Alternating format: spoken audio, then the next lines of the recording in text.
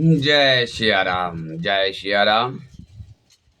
परम आदरणीय भगवत प्रेमी, कथाओं में रुचि रखने वाले श्रोता बंधुओं, आपका हमारी यूट्यूब चैनल पर हार्दिक अभिनंदन है।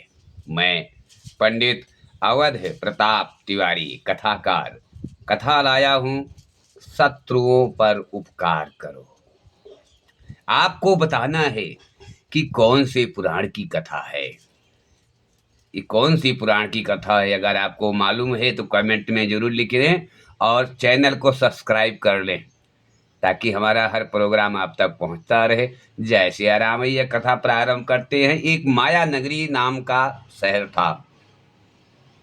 माया नगरी शहर और राजधानी में राजा थी धनंजय धनंजय शाह। धनंजय शाह इतना धर्मात्मा राजा था, इतना धर्मात्मा राजा था, बड़ा विद्वान, बड़ा सुशील, हमेशा दूसरों पर उपकार करने वाला। एक दिन क्या हुआ, धनंजय राजा अपने राज दरबार में बैठे थे। एक पाती बेचने वाला आया। पाती मतलब समझते हो, चिट्ठी। वो चिट्ठी, मात्र उसके पास 2 चिट्ठियां बची थी। आवाज दे रहा था, चिट्ठी ले लो, चिट्ठी। ओ भाई, चिट्ठी ले लो, है कोई लेने वाला? तो राजा ने मंत्रियों से कहा कि ये क्या बेच रहा है, इसको बुलाओ। मंत्रियों ने चिट्ठी वाले को बुलाया। बोला, राजा बोले, क्या बेच रहे हो? चिट्ठी वाले ने कहा, महाराज, चिट्ठी बेच रहा हूं, ज्ञान की बातें हैं इसमें। कहीं क्या ज्ञान की बातें हैं? कहीं लेओगी तो आप पढ़ लेना, आपको कुछ समझ में आ जाएगा। एक चिट्ठी की कीमत 1 पैसा है सरकार। मात्र 2 चिट्ठी बची है और 2 पैसा दे दीजिए, दोनों चिट्ठी ले लीजिए। राजा का आदेश था। राजा ने कहा, दे दो इसे, 2 पैसे दे दो और चिट्ठी लाओ, इधर लाओ। चिट्ठी राजा ने पॉकेट में रख लिया और घर पे चले गए। जब शाम को खाना पीना, भोजन पानी हो गया, डिनर वगैरह, तो राजा जी बिस्तरा लेने लगी। जब बिस्तरा लेने लगी तो चिट्ठी गिर गई। कपड़ा निकाला, जब चिट्ठी गिरी तो दोनों चिट्ठी को पकड़ कर, एक चिट्ठी तो सराहने में रख दिया और दूसरी चिट्ठी भी लेकर के पढ़ने लगे। तो उस चिट्ठी में लिखा था, रात को जागने से बहुत फायदा होता है। रात को जागने से बड़ा फायदा होता है। अक्सर रात को देखना चाहिए। राजा है तो अपनी प्रजा की ख्याल जो है रात में चुपके से करना चाहिए, जागना चाहिए। राजा बोले, आज निद्रा नहीं लूंगा मैं, अब आज मैं सोऊंगा नहीं, परीक्षा लूंगा इस चिट्ठी का। तो महाराज धनंजय शाह जो है, गरीब ब्राह्मण का भेष बनाया, पगिया बनाया, डंडा लिया और तलवार लिया और घूमने लगी। गांव गांव, अपना गांव घूमने लगी। भाई, जहाँ के राजा थे अपना पूरा नगर चुप चुप के देख रहे हैं। तो घूमते घूमते जब पश्चिम दिशा में पहुंचे तो वहां एक करुणा भरी पुकार आ रही थी। रो रही थी बुढ़िया। राजा साहब से रहने गया। राजा साहब बोले, हैं, मेरे राज में कौन रो रहा है? जास राज में प्रजा दुखारी, ते नर घोर नरक यदकारी। मेरे राज में कौन रो रहा है? कौन सा तकलीफ आ गया? और मैं राजा के मद में अब हमेशा सिंहासन पर बैठा रहता हूँ, प्रजा का ध्यान नहीं दे पाता हूँ। आज मैं पता लगा के रहूंगा कि ये कौन रो रहा है। रोने की आवाज सुन सुन करके राजा साहब वो घर के पास पहुंचे जहां से रोने की आवाज आ रही थी। दरवाजा ठकठकाया तो वहां से एक बुढ़िया निकली। बोली, बेटा, कौन? इतनी रात को मेरे द्वार पर आने का कारण तो बताएंगे, कौन हो तुम? राजा ने कहा धनंजय शाह ने कि हे माँ, मैं ग्रामीण हूँ, खेत में किसानी करने गया था, देर रात हो गया है, मैं लौटा हूँ, घर पे जा रहा था, तो आपकी करुणा भरी पुकार सुनकर रोती हो रोना सुन कर के मैं आप तक चला आया। आखिर वजह बताएंगी, किस कारण आप रो रही हो? बुढ़िया ने कहा, आप जाओ, आपके बस की कुछ नहीं है, जानकर ही क्या करोगे, आप कुछ नहीं कर पाओगे। राजा ने कहा, नहीं माँ, बताओ क्यों रो रही हो? आपको बताना पड़ेगा, तभी मैं जाऊंगा यहाँ से, अन्यथा मैं जाने वाला नहीं हूँ। मैं ये दरवाजे पर बैठा रहूंगा तुम्हारे। तो बुढ़िया ने कहा, कहने में कौन सा हर्ज जा रहा है। बुढ़िया कहने लगी कि ही विप्र देवता, उसको नहीं मालूम है बुढ़िया को एक राजा ही है ये। वो तो जान रही है, कोई ब्राह्मण गया था खेत पात बोने जोतने गया था, रात हो गई लौटा है। जो राजा ने बताया उसको बुढ़िया को विश्वास हो गया।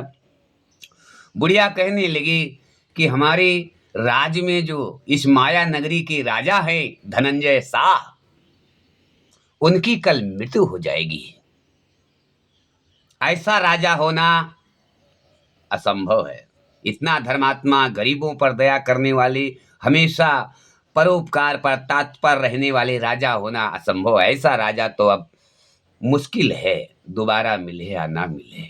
इसीलिए रो रही हूं, इतने धर्मात्मा राजा कल मर जाएंगे। तो राजा ने कहा, क्यों मर जाएंगे, क्या कारण है, क्यों मरेंगे राजा? बुढ़िया ने कहा, बेटा तुमने बातें बिखेर दी है तो सुनो।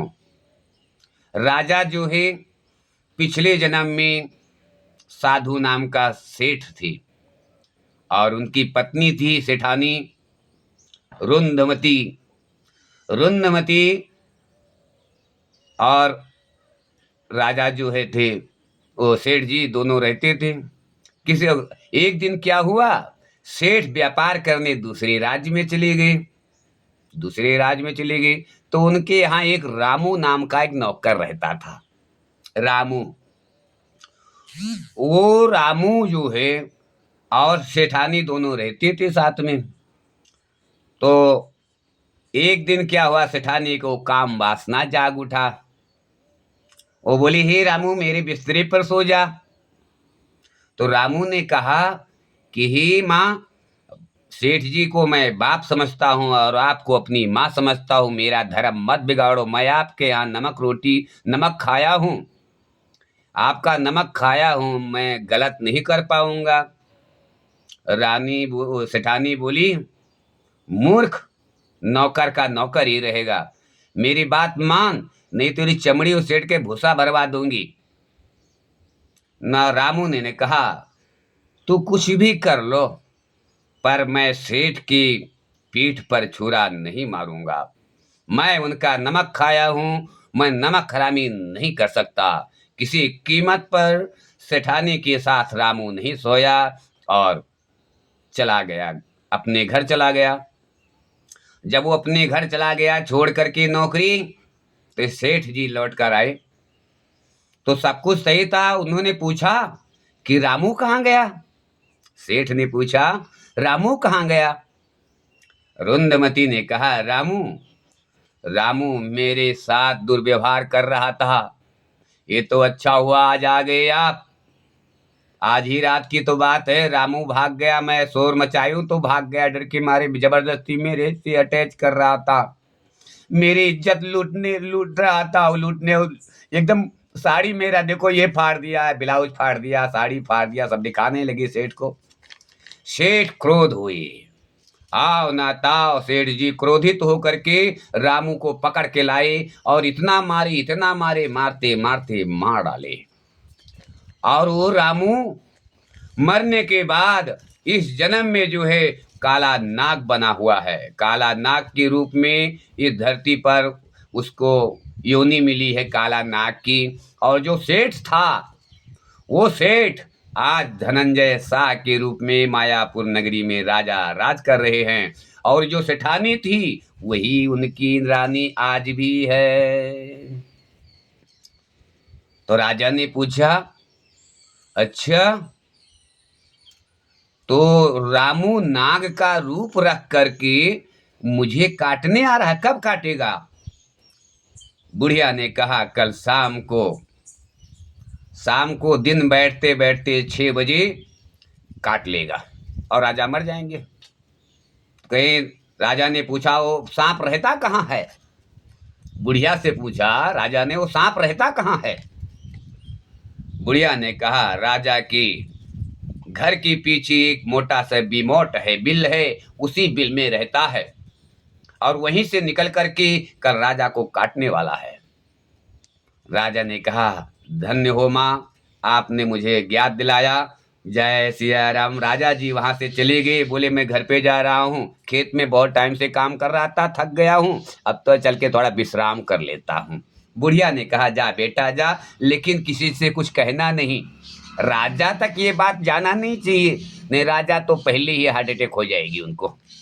राजा ने कहा ठीक है माँ, ठीक है। अब राजा जी वहां से चले तो विचार करने लगे, चिट्ठी वाले ने तो मेरा जिंदगी बचा लिया। इतनी गूढ़ बातें चिट्ठी में लिखी हुई थी, रात की एक रात जागने से मुझे इतना कुल मालूमात हो गया, ज्ञात हो गया मुझे कि कल मुझे मौत आने वाली है हमारी। अच्छा चलो दूसरी चिट्ठी पढ़ते हैं, दूसरी में क्या लिखा है। तो राजा जी गए, लपक करके दूसरी चिट्ठी पढ़ने लगी तो उसमें लिखा था अपने दुश्मन पर उपकार करो, अपने शत्रु पर उपकार करो, अगर तुम्हारा शत्रु तुम्हारे द्वार पर तुम्हें मारने आया है तो भी उसे ऊंचा बैठका दो, शायद उसकी बुद्धि पलट जाए। जय सिया राम। राजा ने कहा शत्रुओं पर उपकार करो, ठीक है। तो प्रातः होने ही नहीं पाया, इतना बंगालियों को बुला लिया, बेन तरह तरह दूध नादा में भर भर के, नदोली में भर भर के दूध लावा, यहाँ से अपने सिंहासन से लेकर के और उस बिमोट तक फूलों का सेज लगा दिया, तरह तरह सुगंधित फूल बिछवा दिया और तरह तरह सेंट अतर छिड़कवा दिया गया। और कम से कम 1 लाख बंगाली लोग आकर के बेन बजा रहे हैं एक साथ में। कितना सुंदर सुहाना बेन बज रहा होगा उस समय, जिस समय का ये सीन रहा होगा। भाई बड़े बड़े विद्वान बताएंगे जो वेद पुराण की बातें करते हैं, उनको पता होगा कौन सी वेद पुराण की बात कर रहे हैं पंडित अवध प्रताप तिवारी जी। जय सिया राम। तो भाइयों मेरे श्रोता बंधुओं, राजा ने जो है उस बीमोट से लेकर के अपने सिंहासन तक फूल बिछवा दिया, दोनों तरफ जगह जगह दूध रखवा दिया, उसमें लावा डलवा दिया और सेंट छिड़कवा दिया, अतर छिड़कवा दिया और बंगाली लोग लाखों बंगाली आ गए और बेन पे बेन बजा रहे हैं। इतने में जब समय आधा घंटा रह गया कि भाई 6 बजे जो है, इसे शाम को 6 बजने वाला है, आधा 5:30 बजा, तो नाग वो फेटारा कोबरा जो रामू नाम का नौकर था, सांप की ऊनी पा गया था, वो बिमोट से कट कटा के दांत निकला कि अब मैं चल रहा हूँ, आज मैं अपना बदला लेके रहूंगा, आज राजा को मैं काट लूंगा। इन्होंने उस जन्म में सेठ रहती हुई एक बार भी मुझसे नहीं पूछा, सिर्फ अपनी सेठानी के कहने से मुझे मर मार डाला है, मैं आज बदला लेके रहूंगा। जय सिया राम। किटकिटा के निकला, कुछ दूर आया तो उसको बेन की आवाज आने लगी। उसके बाद में थोड़ा और ऊपर आया तो बड़ा सुगंध आ गया, खुश हो गया, सूंघ रहा है, बोला है ये क्या मैं देख रहा हूँ, ये मैं क्या देख रहा हूँ। फिर ऊपर आया, निकला बिमोट से, देखा तो इधर उधर लावा दूध, भूखा था वो बेचारा नाग जो है, दूध पिया, लावा खाया और सुगंध लिया, मस्त हो गया बेन की आवाज में। अब मन ही मन सोच रहा है कि देखो मैं जिसे काटने जा रहा था वो इतना ज्ञानी पुरुष है और देखो मेरी कितनी सेवा कर रहा है, लाखों बेन बज रहे हैं, इतना सब अतर सेंट छिड़कवाया हुआ है, फूल की सेज लगी हुई है। अब वो फूल पर रेंगते हुए धीरे धीरे धीरे धीरे राजा के पास पहुंचा। जब राजा के पास पहुंचा तो राजा ने उंगली आगे बढ़ाया कि भाई लो काट लो, अपना बदला पूरा कर लो, भाई काट लो, अपना बदला पूरा कर लो। तो नाग आया, ऐसे चढ़ा, चढ़ते चढ़ते से घूमते घूमते घूमते घूमते पूरा घूमता रहा। घूमने के बाद राजा की सर पर जो है फूंक दिया, और जैसे फूंक मारी तो सारा शरीर का रोम रोम राजा का सोना हो गया। जय सिया राम। और वो नाग कहने लगा, हे राजन, मुझसे बहुत बड़ी गलती होने जा रही थी। इतने बड़े धर्मात्मा को मैं काटने जा रहा था।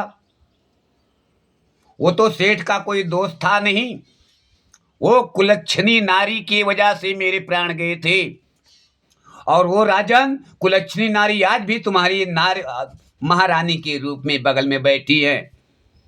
अगर हमारे ऊपर थोड़ी दया है तो रानी को अभी का अभी मेरे सामने चमड़ा उसेट के भूसा भरा दिया जाए। जिस तरह से मेरी दुर्गति की गई थी उसी तरह से रानी को कर दो। मैं तुम्हें नहीं काटूंगा महाराज। आप तो परम सुंदर स्वभाव वाली शीलवान और दयावान धर्मात्मा हैं। मैं तो काटने आपके लिए ही निकला था, लेकिन आपकी सेवा देखकर मैं दिल गार्डन गार्डन हो गया। अब मैं आपको अगर डसता हूं तो मुझसा पापी संसार में कोई नहीं है। हे राजन, मेरी एक ही इच्छा है कि रानी का चमड़ा उसेट कर भूसा भरा दिया जाए। तो राजा ने कहा, ठीक है, बहुत अच्छे। आदेश किया, सिपाहियों, रानी को चमड़ा उसेट कर भूसा भरा दिया जाए, अभी का अभी। तो रानी कहने लगी, पिछले जन्म की बात है, अभी क्यों सजा दे रहे हो?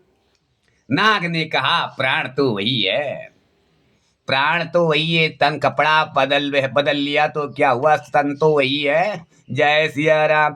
तुम्हें दंड अवश्य मिलना चाहिए। तो रानी का चमड़ा उसेट कर भूसा भरा दिया गया। राजा ने दूसरी शादी कर ली और कहते हैं, शत्रुओं पर उपकार करो, हो सकता है बनते बनते काम बन जाए। बोले राजा रामचंद्र भगवान की जय। आपको कमेंट में लिख कर ये बताना है कि किस पुराण की कथा है ये। जय सिया राम। आज की कथा कैसी लगी? अच्छी लगी है तो हमारे चैनल को सब्सक्राइब करें। जय सिया राम।